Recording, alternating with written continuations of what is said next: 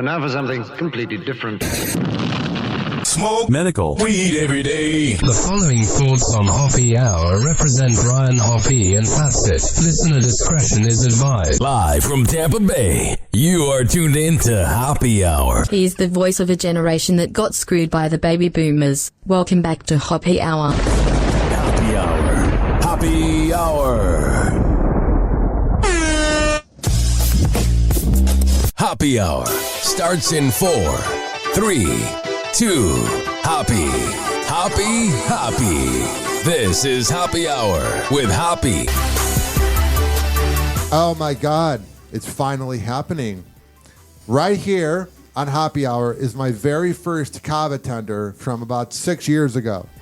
The one and only Bula Bill is on Hoppe Hour. What's up, my friend? Hey, buddy. No, not much. I'm so happy to be here. 6 years to you, by the way. Hell yeah. Before we get the show going, let me clink this against the mic. All right, hold on. Yeah. Couple of kava shells here. Yeah. 1, 2, 3, 2. A good podcast. And for me, quit having an existential crisis beforehand. Hey, fucking 1, man. 2, 3. Bula. Bula. All right, let me drink this.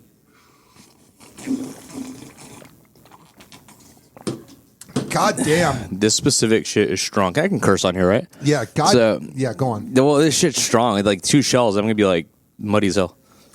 Yeah, you got Frank the Kava OG. We're live from the chill room at Pinellas Park, and Frank the Kava OG makes the absolute best kava and kratom around. So, do you remember the first time that you popped my kava cherry? Was that your first kava tender? Yeah, you were. You know how many times I hear that in a day? I was with Brian Grace. Remember? Brian. Oh, my. Wait, at my work? All right, Bula. It was at Bula. Oh. And this is 2018. And he's like, you got to try kava and kratom. And I'd seen all his signs for it. And I don't remember it. He's adorable. He trained me for a while. He's absolutely adorable. You were a maniac back then. I was. I still am, but I'm medicated, so I'm like more of a centered and focused maniac. Yeah, I remember you were like I don't know how to describe you back then. You were different.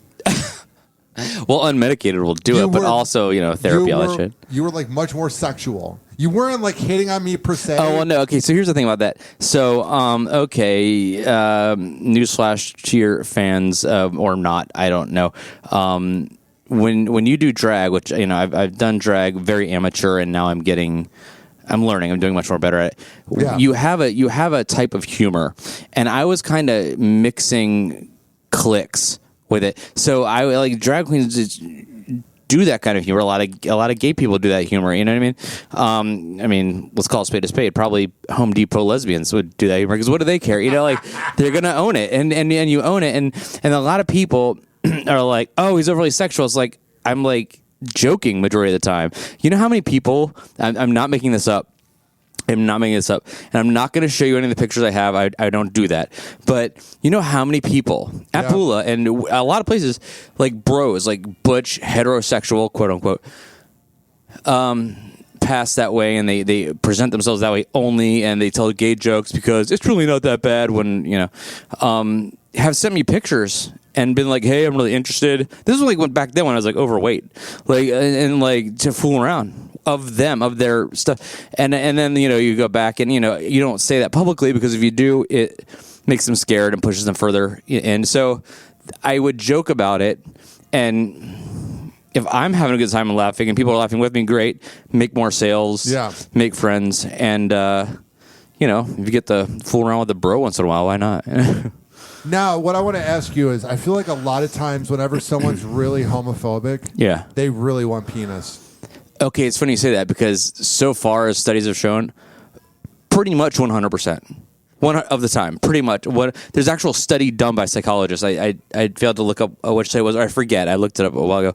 I don't know how big the study was. It was significantly large numbers of people-wise. Mm-hmm. And so what they did was they gave them a questionnaire of like, I guess mixed stuff because you can't really tell people why they're being studied, right? Because then they could lie, I guess. Yeah. And in it was like mixed in like, how do you feel about gay marriage and this, that, and the other gay-themed questions. And afterwards, they showed them heterosexual. They put like the suction cups and shit, like on their head, on their heart, around their junk, and these are males. In the inner thigh, whatever, like, they put a circumference measurement around their penis. And so they showed them heterosexual porn, and if it reacted, they reacted. And then they showed them all gay porn, like it switched. And when they showed them the gay porn, like everything reacted in like a arousal way. The penis grew in size, heart rate. I've never seen all of them. I've never seen gay porn. Huh. Well, I'm not against it. I just have no need to see it. No, that makes sense. I mean, if maybe from a science perspective, I don't even know what gay sex looks like. I don't. It can be beautiful, it can be fun, and it can be terrifying. But that's any sex, Yeah, I think about sex a lot whenever I'm having it, and I'm like, this is weird. Now I'm a hetero, so I'm having sex. Why is it weird? There's a certain weird thing where, I got a vasectomy. All right. So I can't even have kids. That's actually awesome. I admire that. Well, what happened was when they overturned the abortion ruling back in, let's say, June 2022. Okay. All of a sudden, I went into the living room where I was living with my ex, and I said, I'm getting a vasectomy because we had a pregnancy scare the month before, even though I'm the pull-out king, and it was just COVID God. she had. So I was my God, Ryan, that's sad. The pull-out king, and not because because you're trying. The pull-out is just the saddest method. I'm sorry, it's awful. But go ahead. You worked it. It's just so like cliche. Like, oh, I forgot. Like it's so warm and nice in there. No, well, you got to remember. I've talked to guys who have knocked up girls, and there's two versions of pulling out, and I'm not trying to be too sexual. No, but this is interesting because I don't know this shit. All right. There's two versions of pulling out. There's waiting until the last second where a few drips might go in. Yeah. Or there's when you begin to tingle, you go, all right, we're over. I was the type of cat that I went, okay, I'm going to go finish myself. I got you. Now, there's the people that knock up girls. I don't want to be too dirty, but they pretty much wait till too much of the last second. Yeah. I'm the type of guy that 45 seconds before, like I could have gone for 45 seconds more, and I'm like, okay, not testing it. Abort. Yeah. And I get a yin and a yang to either side of that, because if you do your way, it's safer because less drama, less money, and all that stuff. But if you do it that way, the other way, what was it? Shit. Oh yeah. So you're focusing occasionally or a lot of the time on when do I pull out, so you don't get lost in the feeling as much. That's a very good point. Yeah. That's kind of me. And then the girl gets all offended. She's like, oh, you know what? Fuck it. We're going to get dirty on this because this isn't going to be on the radio. This is a podcast. Girl will be like, what? I can't make you finish? And it's like, no, I'm... If you were to make me finish, then you'd be pregnant. Of course, that is a manipulative question. They know what they're talking about. They know what they're talking about. They went to fucking sex ed. That is manipulation. Like, please, let me, trust me. If it's like I can't do that. You know what I mean? Dude, I'm telling you right now. Sometimes I'm jealous of gay guys. Oh, man, I can't tell you. I am so happy I was born gay, and I'm really happy I was not born a female. Well, you know why I'm really jealous of gay people? Why? It's because I don't know what it's like for women and women, but there's a mutual energy with gay men that you just want to fuck. Mm-hmm. It's like the primal. And there's no strings attached. Yeah. Now, with girls, they can claim they're down for friends with benefits, but then they get attached. Yeah. So I look at like someone like you who's like an animal, and I go, I'm so jealous. Well, I appreciate that, and I was when I was a gorgeous twink and stuff, and then like I gained a lot of weight and it died, and then I got over the psychological shit I had to go over and I get over, and now that I'm getting back to it, I'm turning heads again. So I'm like, fuck, that's right, and now I forgot how good that feels. There you go, baby. But yeah, I'm so grateful because it's like, I could hop on a million apps, whatever. What's done Grindr deal. like? Because I've never used Grindr. Okay, so that's interesting. I've used Hinge, Tinder, Bumble, and this one called Wild, which is pretty much just prostitutes. So I got off of that. I don't pay for sex. Yeah. Well, okay. Yeah. So in the gay world, I've noticed they call that generous. Are you generous? Because I guess they want to avoid any kind of legal, and it's like, I'm good. What was I saying? Oh yeah. So Grindr was the first app of any of those, and go figure. Leave it to the gays to do the first sex one, which whatever. But it wasn't like do you match or how many miles away. It was how many feet away are they. So, like, if you were in a club, or let's say you're in an office building, and you put up Grindr, there could be like 20 people. Oh my God. In that building, like ready to go. You know what I mean? And not all 20. Some are looking for relationships, but I would put money on that's the bare minimum. They're looking to have fun, which makes sense. You know. Now, to people out there that maybe feel like they're gay but are afraid to come out, what do you want to tell them? Oh God. Okay, so this is a little convoluted. I'll try not to run off time with this. Please, we have plenty of time. Okay, all right. So first the Earth cooled, and then the dinosaurs. No, so there's a lot to this. Now, if you're in a place like fucking middle of nowhere, and you know even your parents are scaring you, if you need to stay closeted and butch it up, and that's how you're comfortable until you feel safe, I would say that's fine. I'm not a therapist. I'm not a psychologist. I'm not a psychiatrist. I'm not a pediatrician. If there are kids out there, I mean, until you get out, and that's what we did back in the day. And you know, if you're a more open place or you feel really comfortable with your parents, I guess feel free, but you know, maybe definitely discuss with them about letting society know and letting those other people know, because it's a slippery slope. And when, you know, society finds out, it's getting really scary out there again. Like the 80s, 70s are coming back law-wise or, you know, or threat-wise. I worked at a conservative radio company, and I wish them the best. But one of my main reasons for quitting was how homophobic and how every day I had to hear that you guys are going to burn in hell and you're mentally ill. Oh, honey, I'm going to burn in hell, but it's not because of that. I am so going to burn in hell. Like, well, first of all, I'm a left-handed gay atheist born through cesarean, only one of which I choose, by the way. How atheist are you? Because there's some people that are kind of atheist. Yeah. I'm pretty atheist. I'm pretty atheist. Like, I feel in my heart of hearts there is nothing given everything. And like Stephen Fry said, I think it was Stephen Fry, if I get to the pearly gates, if I end up there and I meet God, I'm going to be like, how dare you? You know, like, how fucking dare you? But I am technically agnostic because I have to admit I don't know. You know, I love logic. All that stuff. Here's what made me officially atheist. So my uncle, who was the most generous man ever. I think I've talked to you about him before. He was like a millionaire. Yeah. He was like my second father. He dies of leukemia Okay. after my dad died of leukemia 10 years ago. Damn. And he was the most generous person ever. Didn't tell people who he donated money to. We'll never know if he was in the closet or asexual because he never had a girlfriend. Yeah. But that's not really the important thing. But I really hope that he was asexual or was hooking up with guys behind closed doors, because he, until 68, never really had a girlfriend. But that's not the point.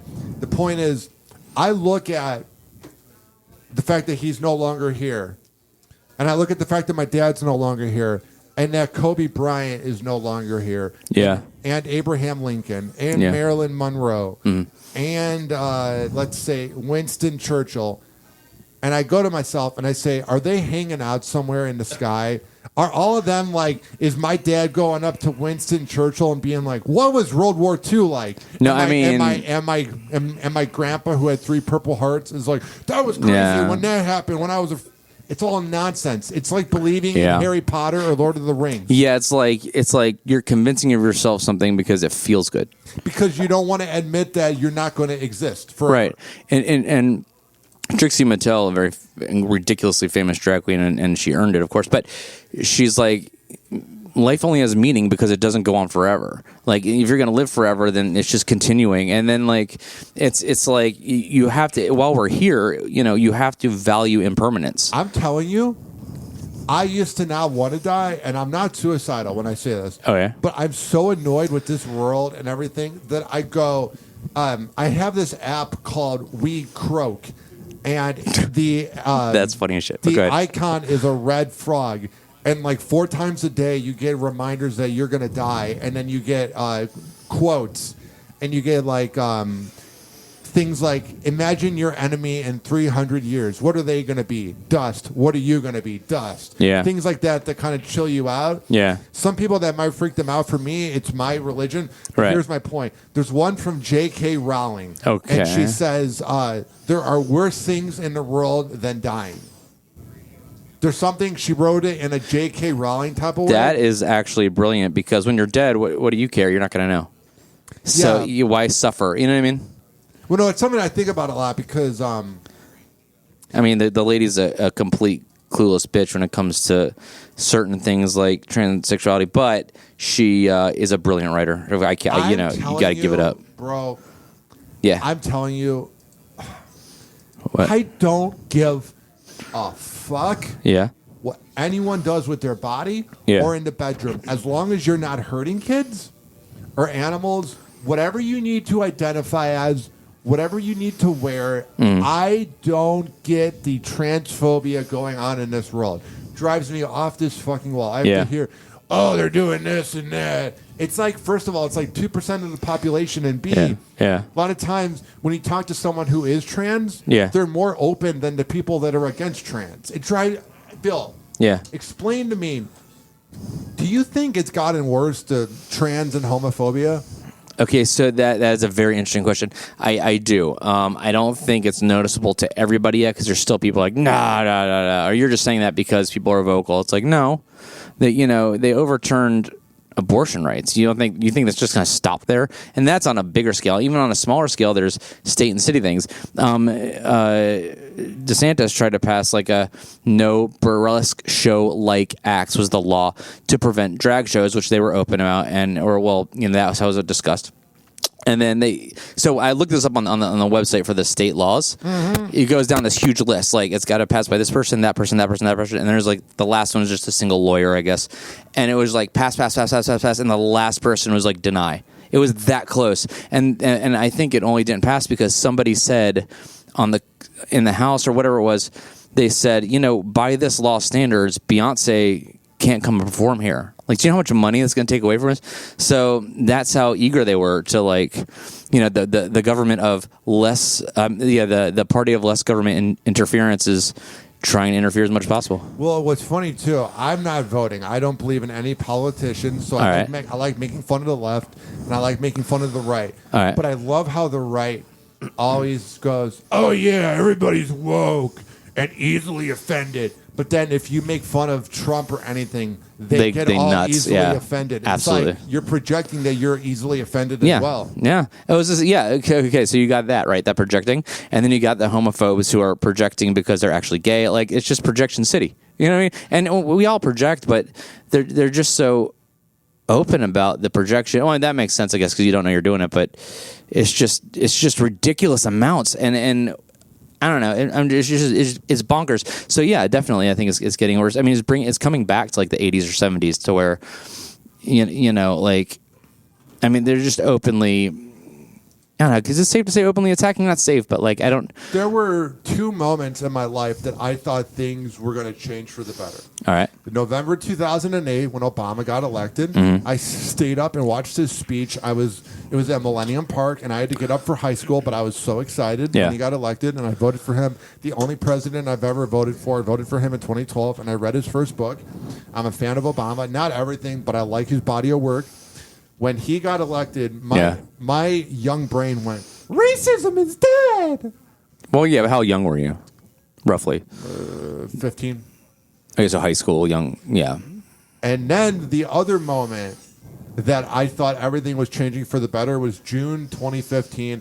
I just moved here. I was working on a morning radio show, and it was around 10:15 a.m., and gay marriage had been passed. And I went, okay, everything's going to be good now. And I went to the gay pride parade that summer. Yeah. And I got audio for the show, and everybody was super happy. Yeah. I went to gay pride in 2015 and 2016, and then 2024. I got something to say about that. Jesus Christ. The difference in the vibe of 2015 and 2016 to 2020. No, it was 2022 I went. But I went the day after abortion was overturned. Yeah. And I'm going to say something a little controversial. Okay. I believe there's something called heterophobia because a lot of the gay guys, not all of them, Continue. but a lot of them went up to me and were like, "You're the problem." I'm like, Were you standing next to the protesters? no. When was this? This year? This was 2 years ago. Okay. The day after abortion was So overturned. continue with the story. They go, "You're the problem." I'm like, "Why?" I'm like, "Because you're a hetero white man." I'm like, "But I literally am getting a vasectomy and I believe in abortion." And I had to convince all these guys that I wasn't homophobic. Okay, I get that. I would say by far, I would put all the money I have now, which is not much. Don't get excited. But that is the majority, not the majority of LGBT people. It was about maybe 15% of that section. of anybody that I saw at the parade. Right, of that parade. Now, listen, that's not the majority of people. That is the majority of people at that little event. And then there's a lot of closeted people who are scared still. You got older generations who still haven't come out because they're boomers or Gen X and you know, or whatever. But I get it. It's awful. But in that case, I would just remind anybody that there's about that many jerks who are vocal in any genre, clique, whatever, you know, hetero, gay, whatever, minority, whatever, that there's, you know, there is a bell curve of asshole to brilliant, and a lot of people are in the middle, you know, like most. But what I was going to say was, first of all, I totally understand that, where you feel like, I mean, I was older than I was a grown man when Obama got elected, and I can tell you that I had that same feeling as a grown man, that like things are going to really turn around, because we're so used to history moving forward, and in a big picture, it always does. And I forget the way Gandhi put it, but he was like, it's driving me nuts because I watched that movie a million times. It's one of my favorite ones. Actually, I have a tattoo right here. Yeah. But he's like basically, no matter how dark it gets, goodness always wins out, and ultimately, and it has to, I guess, through logic. I guess enough logical people finally rear their head, and it happens. But you know, we're just in extreme dips right now, and I don't know if it's because Trump is so abusively vocal while vocally being incoherent and just making stuff up, and so therefore all the followers feel that comfortable, which I feel it's that way.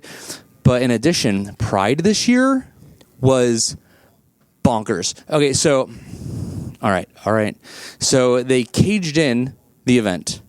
There was a market on Central Avenue. I guess they couldn't cage that in, but the Pride event, whether before the parade or whatever, caged in with all these bigger, like, I don't know, trailers and so whatever it was, like blocking the view, which I guess that's out of the way, but still there was something like hidden about the whole thing. They haven't caged them before, have they? I don't think so. I maybe I'm wrong. Please correct me if I am in comments or whatever, if that's open, but I feel like it was just very hidden, and you had to wait in a long line to get in. Of course, Florida heat, and then the protesters, who are usually legally kept in a section to avoid any controversy, were amongst the crowd. That's just like inciting something to happen, something violent, something, you know what I mean? It's just, why?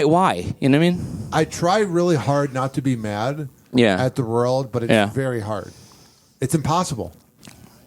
I don't think it's impossible, but I mean, it's hard. Of course it's hard. You know, I think that a lack of impossibility, because, you know, supposedly people reach enlightenment, or at least they get so close that they don't let things really bother them. And I got frustrated right there, but I do my best to practice, you know, the Kurt Vonnegut's line, so it goes. I'm a Taoist, so, you know, for every action is a reaction, right?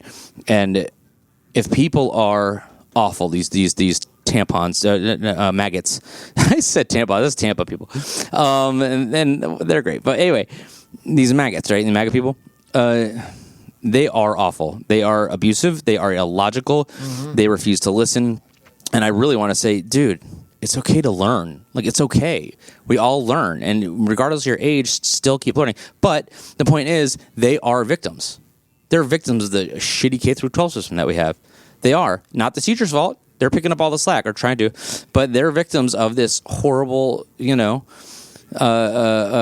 opportunists. I will not call them representatives. I will not call them politicians, passing laws to like take out Black history and gay history and blah, blah, blah. And these people are victims. So they're going to have lesser education. They're going to have an unwillingness to learn.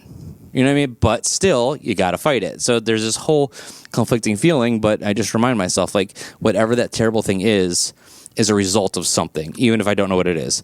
And you know, if I can figure that out, then I can do whatever little or big I can to fix that seed of a problem. Are you writing a book? No, I am writing a couple things, but I'm not writing a book right now. What are you writing? Okay, so whoever's listening, I do have a degree from Eckert in creative writing, and it took me a long time to come around to being able to practice that. But I'm writing a film, and it's I can't go into detail because it'll kill my momentum. But it is a cartoon, like a children's movie. I know that conservatives hear this and be like, "There's a gay man writing a cartoon for kids," you know. It's like he's using snuggly teddy bears to what groom or something, you know. Fuck off. But and then I'm writing a monologue for my friend Reed, who he's a TV station guy, so we're working on like a show together. Now, where can people find you online? Honestly, they can't right now because my meta got hacked by somebody in Orlando. I know nobody in Orlando. Actually, I know one guy, a surgeon. I hooked up with him.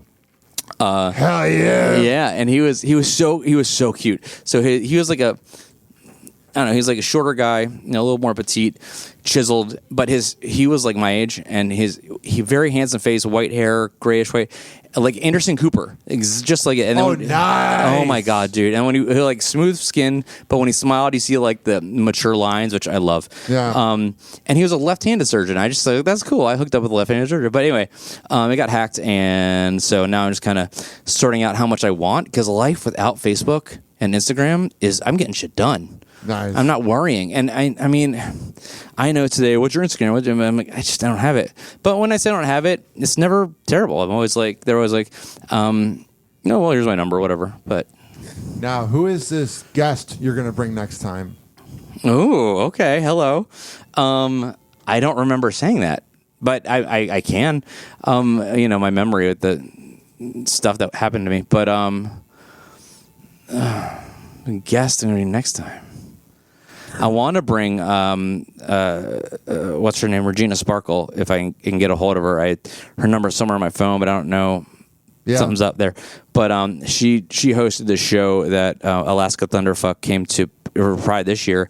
Who Alaska is just as beautiful and just as talented in person as like with screenshots and edits and all that shit. But and Regina, she's Regina's one of the bearded drag queens. She's got a long beard, but she makes it work. Still looks beautiful and kills it. So I want that. I want her to come. But if I think of somebody else, I'll let you know in advance, and then you can like broadcast it out and advertise. Sounds good, Bill. It has been a lot of fun having you on the show. It's been great. This felt natural and beautiful. I loved it. I appreciate you. You're a good guy, and keep up the good work. Ditto, baby. Thank you so much. This has been Hoppy Hour. I am your host, Ryan Hoppe. Happy Hour. Happy Hour.